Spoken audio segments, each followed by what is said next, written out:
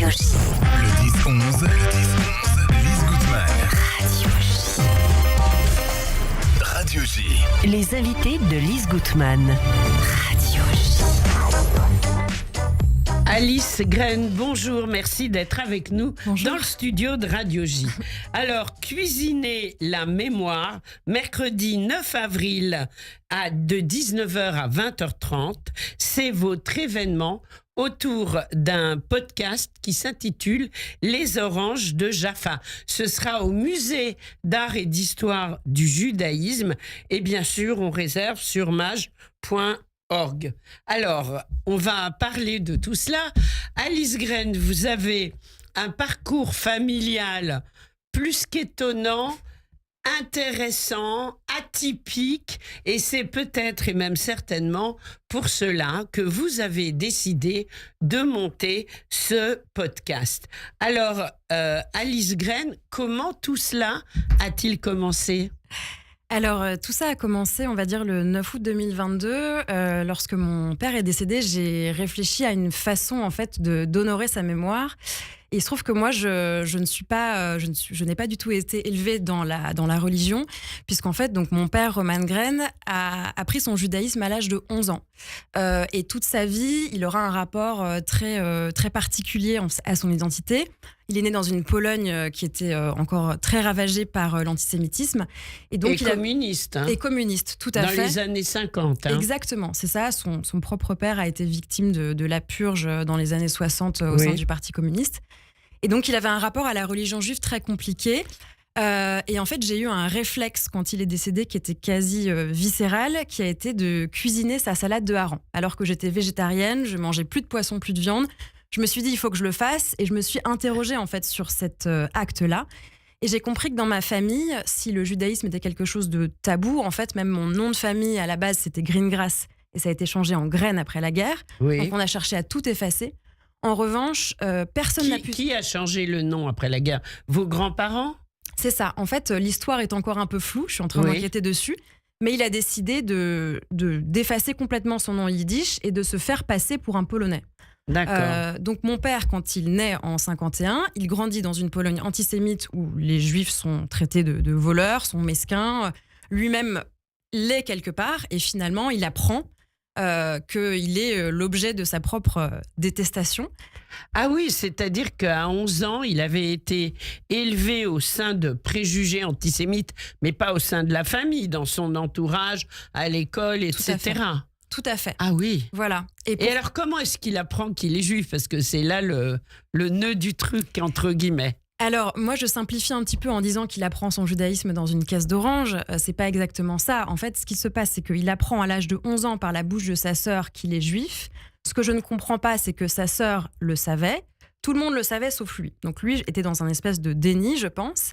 Et pourquoi les oranges ? C'est qu'en fait, il recevait régulièrement un paquet qui venait de Jaffa, donc un paquet d'oranges où il y avait ses inscriptions. Une caisse, on recevait tous à l'époque. Nos parents faisaient venir des caisses d'oranges de Jaffa, mais également en Pologne. Exactement. Et en fait, c'est l'un des seuls à en recevoir. Et en fait, ce qui se passe, c'est que son père, quand il reçoit ce fameux paquet, il s'empresse de le déchiqueter et de le jeter dans les toilettes. Et mon père, quand il voit ça, il comprend que... Il jetait quoi dans les toilettes ? Il jetait le paquet où il y avait l'inscription Orange de Jaffa. Voilà. Mais les oranges, il les gardait. Et les oranges, il les gardait. D'accord. Et quand mon père demandait, mais ça vient d'où ? On lui disait vaguement que ça venait d'Égypte. Voilà, il y avait cette espèce de mystère.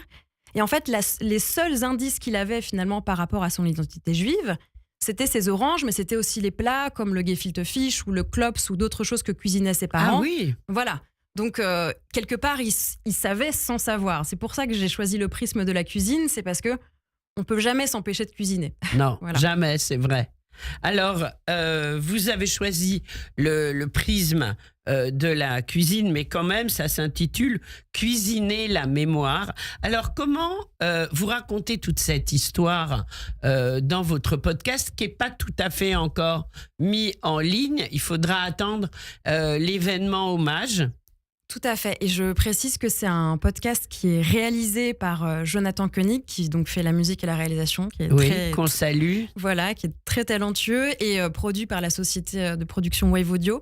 En effet, c'est un podcast qui est en cours de production parce qu'en fait, c'est un immense voyage que j'ai fait puisque je suis vraiment partie à la quête de qui était ce fameux Roman Gren, mon père. Donc j'ai commencé par interroger mes proches en France. Puis je suis partie en Pologne. Oui, c'est incroyable. Moi, j'ai vu là des extraits. Vous avez fait le tour du monde. Mais ce qui est incroyable, c'est que vous avez gardé une famille juive en Pologne à l'heure actuelle. Oui. Vos cousins sont toujours là-bas? C'est ça, exactement. Où ça? Ils sont tous basés à Varsovie, Oui. ou dans la banlieue de Varsovie. Et en fait, ce que je trouve absolument fou, c'est qu'ils ont décidé de revenir. Je pense que mon grand-père, c'était par amour aussi du communisme, mais en fait, il a perdu quasiment toute sa famille dans les camps, ma grand-mère aussi. Et il décide quand même de revenir en Pologne parce qu'il se sentait polonais. Et jusqu'à la fin de sa vie, il se sentait polonais, voilà, fervent polonais. Et vous-même, vous le parlez un peu, le polonais? Je le parle, oui. Ah, avec des fautes, mais je le parle. Non, mais c'est bien. Le principal, c'est de pouvoir s'exprimer. Alors, vous avez aussi... Alors, vous êtes juif par votre père, mais aussi par votre maman, puisqu'il a épousé, votre père, une femme séfarade, c'est ça? Exactement. Elle est moitié-moitié, on va dire, d'origine ashkénaze et séfarade. Et ce qui est intéressant, c'est que ce podcast m'a mené en fait jusqu'aux traces, sur les traces de ma famille égyptienne. Puisqu'en fait, dans ma famille égyptienne, c'est pareil, il y a un très gros tabou, un gros silence, on ne parle pas de l'Égypte, voilà. Il n'y a plus de juifs en Égypte. Et il n'y a plus, exactement. Ouais. Et c'est une histoire qui a complètement été effacée. Et moi, j'ai essayé de comprendre pourquoi. Et donc, quel est le nom de famille de votre maman? Ma mère, c'est Sophie Asher. Asher. Ouais, c'est ça. Alors, ça, c'est ashkénaze, mais le nom, alors, ça, séfarade. C'est séfarade. Ah, c'est séfarade, ouais. Parfait. Je crois que c'est une des tribus, d'ailleurs. Oui, c'est l'une des tribus d'Israël. Oui. Exactement. Asher, ok. Voilà. Ah oui, c'est intéressant. Donc, vous avez grandi un peu dans tout ça, mais donc, votre père, finalement, il était très juif. Vous avez vécu dans une famille juive, même si la religion n'était pas présente. Donc, on vous a quand même transmis pas mal de choses, non? Alors, compliqué, en fait, je dirais que on faisait quelques fêtes chez moi, mais c'était toujours très complexe, c'était toujours, il y avait toujours beaucoup de poids. Donc moi, pendant très longtemps, en fait, j'ai moi-même presque caché en fait mon identité juive. J'ai presque vécu comme une marane, c'est-à-dire que j'ai conscientisé le fait que ça pouvait être dangereux, comme mon père l'a fait. Et je pense que c'est que lorsqu'il est décédé que je me suis autorisée à... Il est décédé il y a combien de temps? En 2022. Ah d'accord, voilà. Oui, donc c'est très récent. Oui, tout à fait. Et en fait, son décès, c'est toujours très dur de perdre son père, mais quelque part, ça vous a propulsé vers la rencontre de vos racines, à la rencontre de vos racines. Et c'est pour ça que vous faites ce podcast qui est, je veux dire, il y a 30 ans, vous auriez écrit un livre. Aujourd'hui, vous faites un podcast. On est d'accord? Tout à fait. Et je pense que sa mort aussi m'a permis de percer les secrets de famille. Et ce que j'ai compris, c'est qu'en fait, c'est toujours plus facile d'aborder l'histoire à travers la cuisine. Parce qu'en fait, cuisiner, il n'y a pas de... C'est pas intellectuel. C'est un geste, une fois de plus, je me répète, mais qui pour moi est vraiment viscéral. Et en fait, quand je suis allée interroger tous ces gens, pourquoi j'ai pris le prisme de la cuisine? Parce que plutôt que de les interroger et de leur dire, bon, bah, qu'est-ce qui s'est passé à Auschwitz? Qu'est-ce qui s'est passé à Treblinka?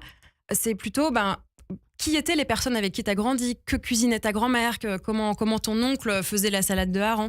Et en fait, petit à petit, en parlant des recettes, on ouvre une porte vers l'histoire et c'est incroyable à quel point, sans mauvais jeu de mots, les langues se délient. En fait, bien sûr, oui, c'est évident.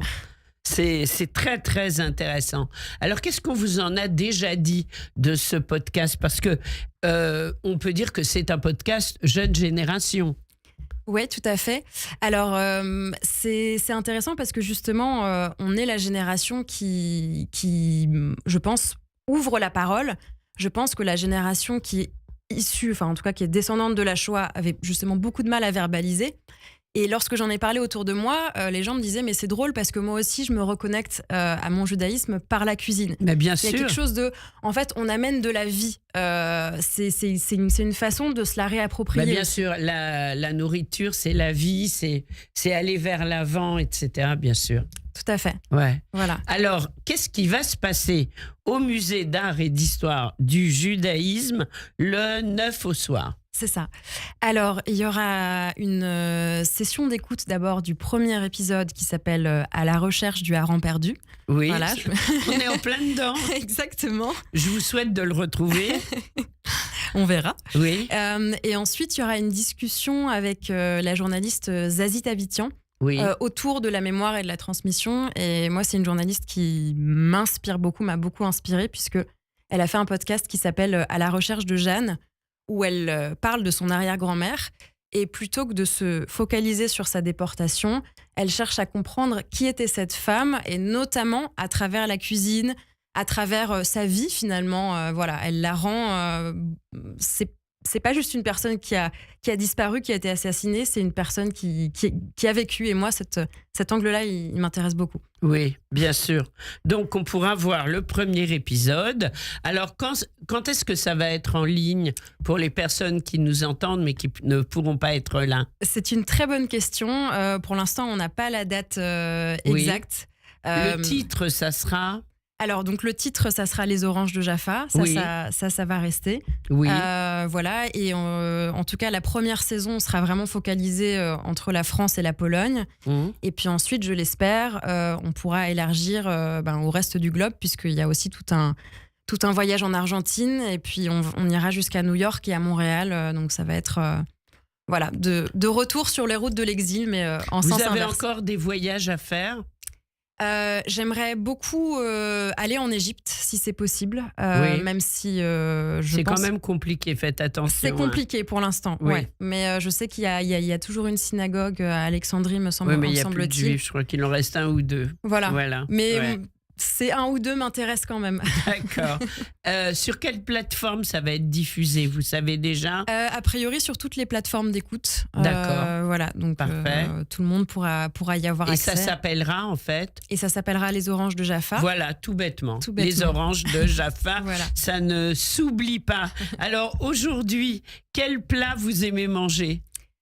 Je pouvais pas ne pas vous poser la question. Je dirais que vraiment, je reste une fan inconditionnelle du hareng, et la salade de hareng de mon père, en toute subjectivité, c'est pour moi la meilleure du monde. Écoutez, super. On espère la goûter un jour. Pour l'instant, on va vous laisser. On vous retrouve au musée d'art et d'histoire du judaïsme. Ce sera donc le 9 de 19h à 20h30 pour essayer de partir à la rencontre de votre univers qui est aussi le nôtre. Avec une dégustation à la clé. Ah, waouh, il y aura du hareng, Oui. J'arrive. Donc, merci beaucoup, Alice Green, d'avoir été avec nous. Et puis, tout de suite, on se quitte sur quelques notes d'une chanson plus qu'emblématique. Henri Géraud, Gefilte Fisch, bien sûr. On vous embrasse, plein de succès. Merci. Au revoir. Au revoir. Der Rotgarottlib Gulasch mit Paprika. In der Polak-Gottlieb Bigosfleisch mit Bräu. Bei dem Russis Reu der Borsch der Richer. Und der Jecke Ottlieb Klösekräu. Am Mammelige gleichen die Rumäner. Und der Grusiner Ottlieb Aschaschli. Nor wo's geht, es weiß, bin sei nicht keiner. Na, der Rabiden sagt mir, was es geht. Aber der Ei, sie ist am Michael, wo sie tausend Damen. Hab zuerst verzichtet bei meinem Mammen. Ça, c'est uniquement sur Radio J. Radio J. Radio J. Radio J. Le Club Imo Radio J. Marc Ezrati. Bonjour, c'est Marc Ezrati. Je vous